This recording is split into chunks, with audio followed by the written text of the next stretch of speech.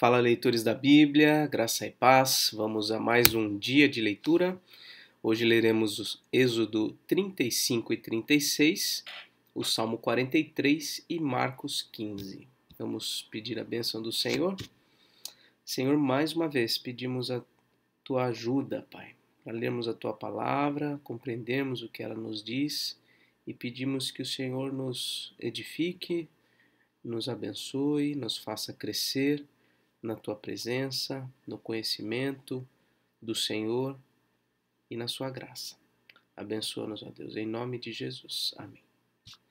Hoje vamos ler, então, Êxodo 35. Já estamos aí na etapa final do livro de Êxodo, né? Os dois capítulos anteriores falaram aqui da renovação da aliança, Deus reafirmando o propósito de levá-los à terra prometida, né? Terminou com a parte ali do rosto de Moisés resplandecendo.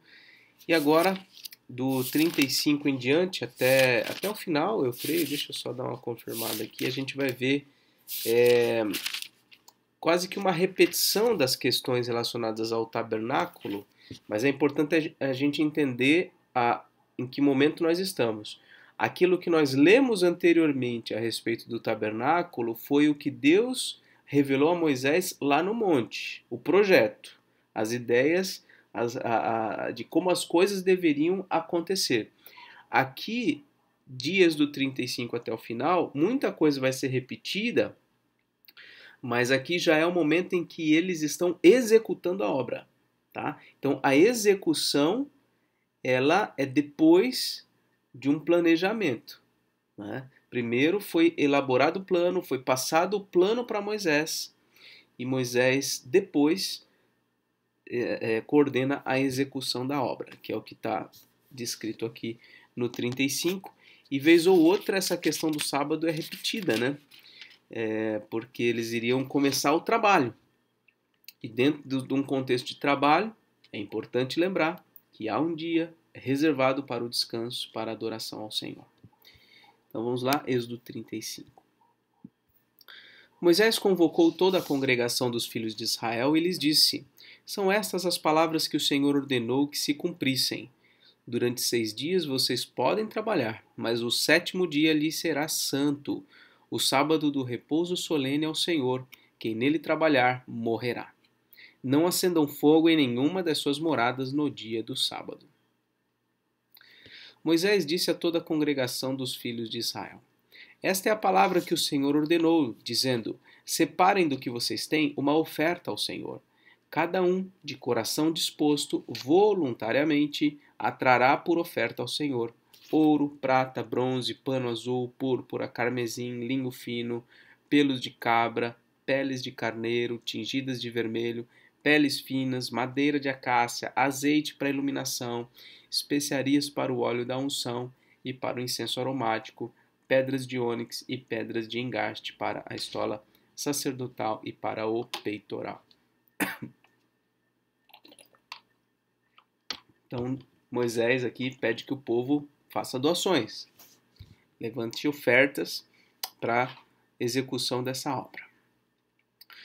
Ele diz aí: Venham todos os homens hábeis entre vocês e façam tudo o que o Senhor ordenou: o tabernáculo com a sua tenda e a sua cobertura, os seus ganchos, as suas tábuas, as suas vigas superiores, as suas colunas e as suas bases, a arca e os seus cabos, o propiciatório e o véu do cortinado, a mesa e os seus cabos, todos os seus utensílios e os pães da proposição, o candelabro da iluminação, os seus utensílios, as suas lâmpadas e o azeite para iluminação, o altar do incenso e os seus cabos, o óleo da unção, o incenso aromático e o cortinado da porta à entrada do tabernáculo, o altar do holocausto e a sua grelha de bronze, os seus cabos e todos os seus utensílios, a bacia e o seu suporte, as cortinas do átrio, as suas colunas, as suas bases e o cortinado da porta do átrio, as estacas do tabernáculo, as estacas do átrio e as suas cordas,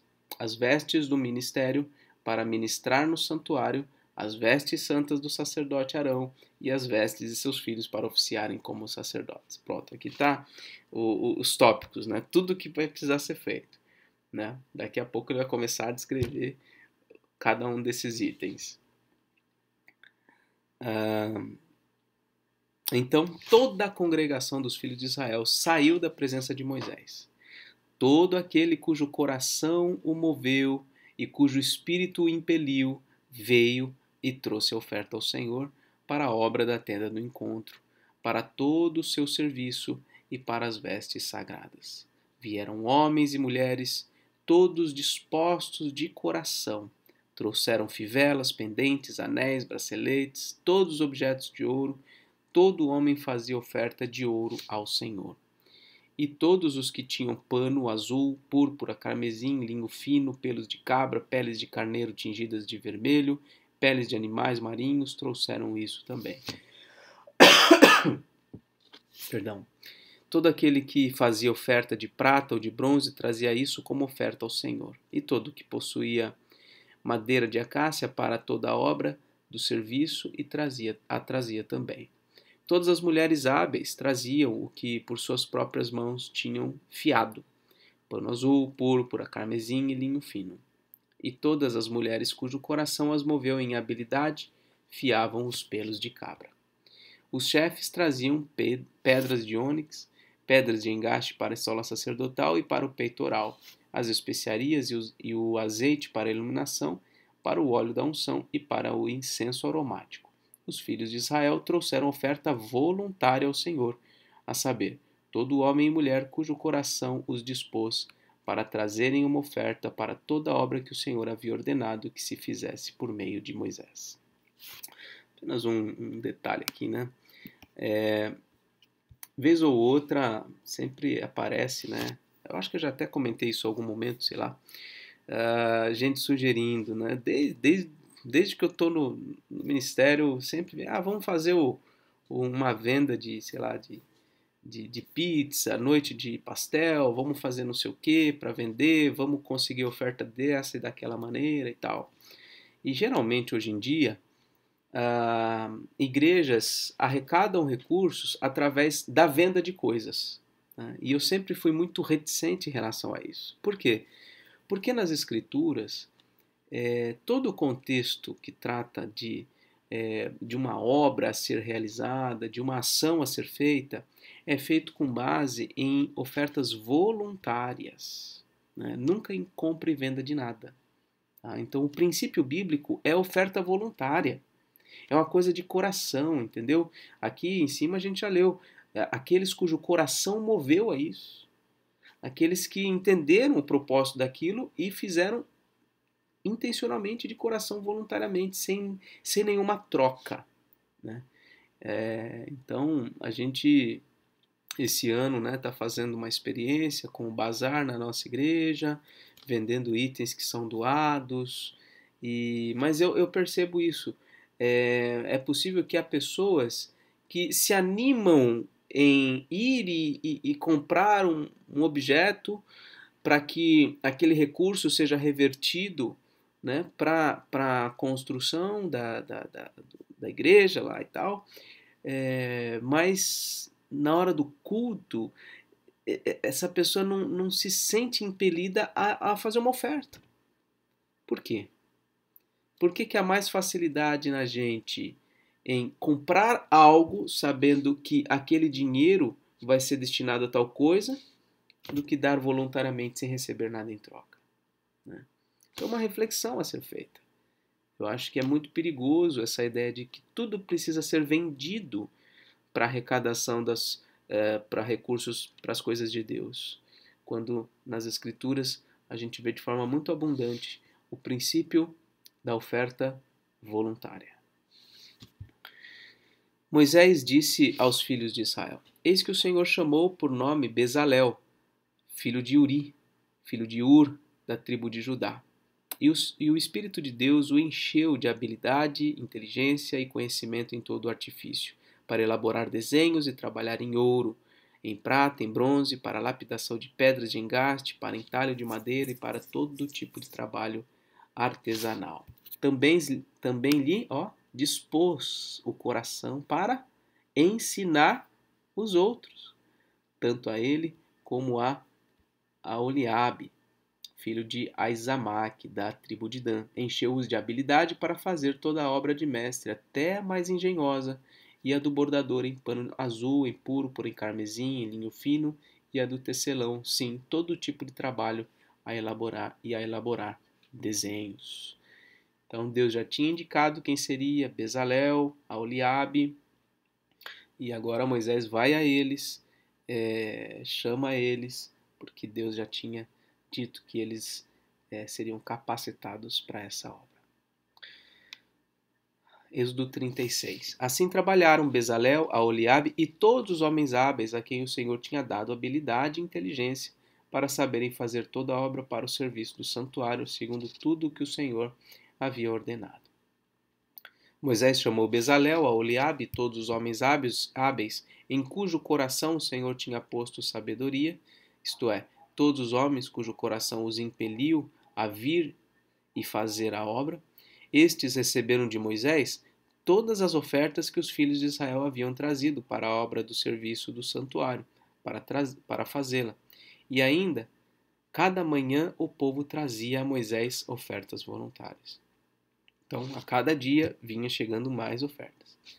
Então, todos os homens sábios que se ocupavam em toda a obra do santuário deixaram o que faziam, olha só, eles pararam de trabalhar, deixaram o que faziam, vieram até Moisés e disseram: olha só, o povo traz muito mais do que é necessário para o serviço da obra que o Senhor ordenou que se fizesse. A gente já tem muito mais do que precisa, né? Então Moisés ordenou e a ordem foi proclamada no arraial: nenhum homem ou mulher faça mais obra alguma para a oferta do santuário. Olha só, que igreja que isso aconteceu, né? Que igreja que o pastor chegou lá na frente e falou: irmãos, chega, não precisa mais de oferta, já conseguimos o bastante e tal. Então, principalmente relacionado à construção, né?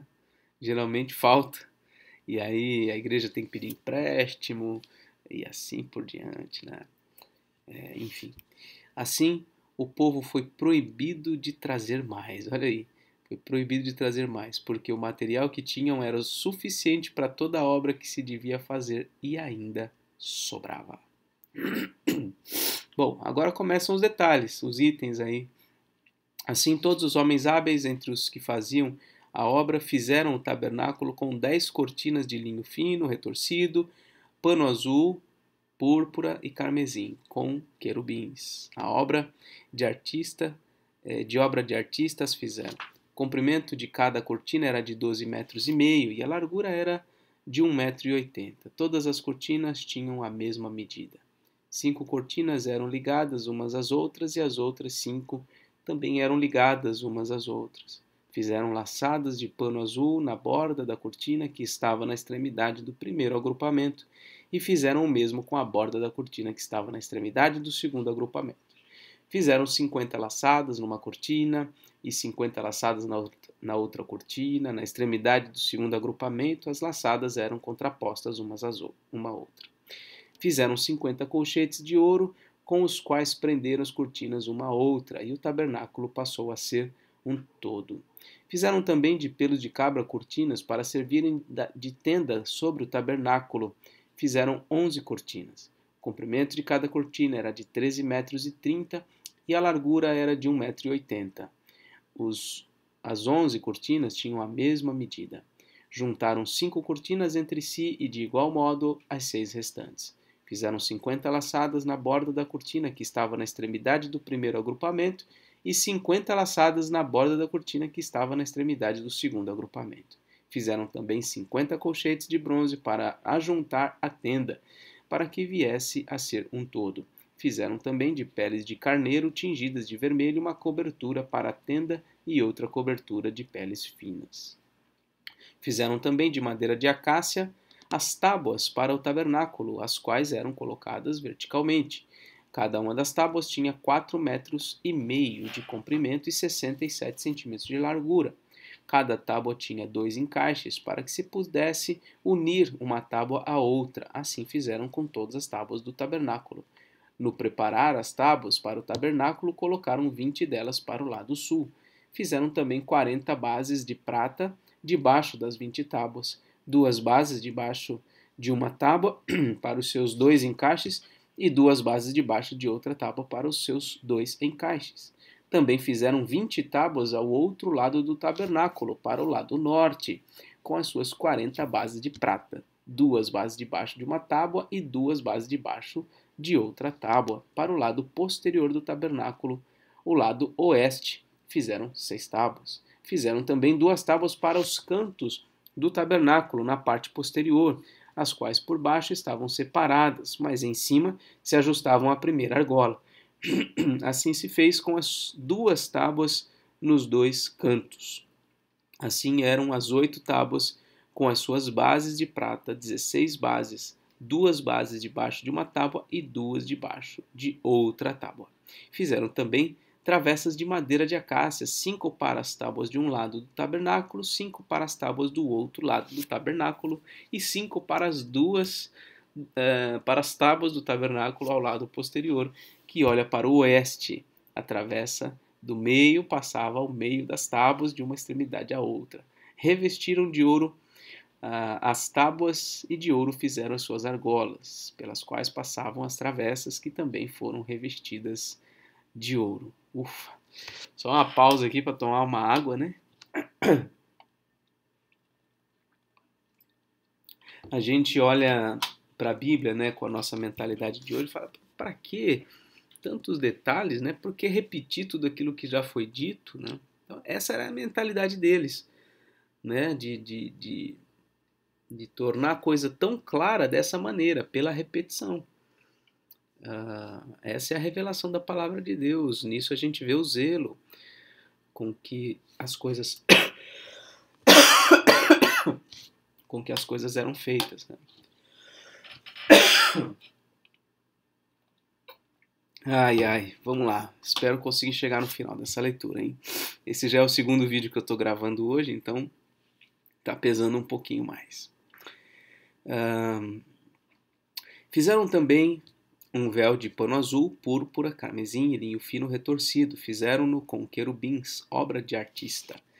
Penduraram esse véu em 4 colunas de madeira de acácia revestidas de ouro. Os colchetes eram de ouro, sobre 4 bases de prata. Fizeram também para a porta da tenda um cortinado de pano azul, púrpura, carmesim e linho fino retorcido, obra de bordador, e as suas 5 colunas e os seus colchetes. Revestiram de ouro as suas cabeças e as suas molduras, mas as suas 5 bases eram de bronze. Muito bem, terminou aqui Êxodo 36 com todos esses detalhes sobre o véu, cortinado, as colunas, a cobertura de peles e as tábuas. Depois a gente vai continuar. Vamos lá. Agora, Salmo 43, que é a continuação, tudo indica que é a continuação do 42. Faze-me justiça, ó Deus, e defende a minha causa contra a nação infiel. Livra-me dessa gente fraudulenta e injusta, pois tu és o Deus da minha fortaleza. Por que me rejeitas? Por que hei de andar eu lamentando sob a opressão dos meus inimigos? Envia a tua luz e a tua verdade, para que me guiem e me levem ao teu santo monte e aos teus tabernáculos. Então irei ao altar de Deus que é a minha grande alegria. Ao som da harpa eu te louvarei, ó Deus, Deus meu. Por que você está abatida, ó minha alma? Por que se perturba dentro de mim? Espere em Deus, pois ainda o louvarei. A Ele, meu auxílio e Deus meu. Muito bem, esse é o Salmo 43. E agora, penúltimo capítulo de Marcos, capítulo 15. Logo pela manhã, os principais sacerdotes entraram em conselho com os anciãos, os escribas e todo o sinédrio, e amarrando Jesus, levaram-no e o entregaram a Pilatos. Pilatos perguntou: você é o rei dos judeus? Jesus respondeu, o Senhor está dizendo isso. E os principais sacerdotes o acusavam de muitas coisas. Então Pilatos tornou a perguntar, você não vai responder nada? Veja quantas acusações fazem contra você. Jesus, porém, não disse mais nada, a ponto de Pilatos muito se admirar. Ora, por ocasião da festa, era costume soltar ao povo um dos presos, aquele que eles pedissem. Havia um chamado Barrabás, preso com rebeldes, os quais, em um tumulto, haviam cometido homicídio. Vindo a multidão, começou a pedir que Pilatos lhes fizesse como de costume. E Pilatos lhes respondeu, dizendo, vocês querem que eu lhes solte o rei dos judeus? Pois ele bem percebia que era por inveja que os principais sacerdotes lhe haviam entregado Jesus. Mas os principais sacerdotes incitaram a multidão no sentido de que lhe soltasse de preferência Barrabás. E Pilatos lhes perguntou, o que então vocês querem que eu faça com este a quem vocês chamam de rei dos judeus? Eles gritaram, crucifique-o. Mas Pilatos lhes disse, que mal fez ele? Porém eles gritavam cada vez mais, crucifique-o! Então Pilatos, querendo contentar a multidão, querendo que eles ficassem contentes, lhe soltou Barrabás. E depois de mandar açoitar Jesus, entregou-o para ser crucificado. Então os soldados levaram Jesus para dentro do palácio, que é o pretório, e reuniram toda a tropa. Vestiram Jesus com um manto púrpura e tecendo uma coroa de espinhos a puseram na cabeça dele. E o saudavam, dizendo, salve, rei dos judeus. Batiam na cabeça dele com um caniço, cuspiam nele e, pondo-se de joelhos, o adoravam. Depois de terem zombado dele, tiraram-lhe o manto púrpura e o vestiram com as suas próprias roupas. Então conduziram Jesus para fora, a fim de o crucificarem. E obrigaram Simão Cireneu, que passava vindo do campo, pai de Alexandre e de Rufo, a carregar a cruz de Jesus. E levaram Jesus para o Gólgota, que quer dizer lugar da caveira. Quiseram dar-lhe para beber vinho misturado com mirra, mas Jesus não aceitou. Então o crucificaram e repartiram entre si as roupas dele, tirando a sorte para ver o que cada um levaria. Eram 9 horas da manhã quando o crucificaram. E a inscrição com a acusação contra ele dizia, o rei dos judeus. Com ele crucificaram 2 ladrões, um à sua direita e outro à sua esquerda. E cumpriu-se a escritura que diz, com malfeitores foi contado. Os que iam passando blasfemavam contra ele, balançando a cabeça e dizendo, você que destrói o santuário e em 3 dias o reedifica, salve a si mesmo, descendo da cruz. De igual modo, os principais sacerdotes, com os escribas, zombando, diziam entre si, salvou os outros, a si mesmo não pode salvar. Que o Cristo, o Rei de Israel, desça agora da cruz, para que vejamos e creiamos. Também os que com ele foram crucificados o insultavam. Chegando ao meio-dia, houve trevas sobre toda a terra, até as 3 horas da tarde. E às 3 horas Jesus clamou em alta voz, Eloi, Eloi, lama sabachthani. Isso quer dizer, Deus meu, por que me desamparaste? E alguns dos que estavam ali ouvindo isso diziam, vejam, ele chama por Elias. E um deles correu para embeber uma esponja em vinagre e, colocando-a na boca de um caniço, deu-lhe de beber, dizendo, esperem, vejamos se Elias vem tirá-lo. Mas Jesus, dando um forte grito, expirou. E o véu do santuário se rasgou em 2 partes, de alto a baixo. O centurião, que estava em frente de Jesus, vendo que assim havia expirado, disse, verdadeiramente, este homem era o Filho de Deus. Na hora que ele morreu, o véu lá no templo, lá no santuário, rasgou de cima a baixo. Um detalhe interessante, né? Não foi de baixo para cima, como um homem faria, né? Mas foi de cima para baixo. Estavam também ali algumas mulheres observando de longe. Entre elas estavam Maria Madalena, Maria, mãe de Tiago, o menor, e de José, e ainda Salomé. Quando Jesus estava na Galileia, essas mulheres o acompanhavam e serviam. E além destas, havia muitas outras que tinham ido com ele para Jerusalém. Ao cair da tarde, por ser o dia da preparação, isto é, a véspera do sábado, José de Arimateia, ilustre membro do Sinédrio, que também esperava o reino de Deus, dirigiu-se ousadamente a Pilatos e pediu o corpo de Jesus. Mas Pilatos admirou-se de que ele já estivesse morto e, tendo chamado o centurião, perguntou-lhe se havia muito que Jesus tinha morrido. Após certificar-se pela informação do comandante, cedeu o corpo a José. Este, baixando o corpo da cruz, envolveu-o num lençol que tinha comprado e depositou-o num túmulo que tinha sido aberto numa rocha, e rolou uma pedra para a entrada do túmulo. Maria Madalena e Maria, mãe de José, observaram onde ele foi posto. Então aqui conclui-se o capítulo 15. A morte de Jesus. Uma morte triste, uma morte trágica, mas muito representativa, né? As trevas ao meio-dia dizem muito nessa passagem, né? De como aquele momento era um momento de grande importância. O tempo fechou. Nossos pecados estavam sobre ele. Mas na sua morte, o véu foi rasgado.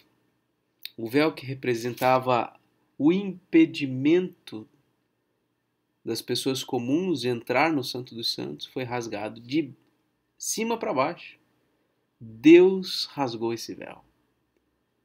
E agora podemos entrar com ousadia na presença de Deus pelo novo e vivo caminho que Cristo fez através da sua morte.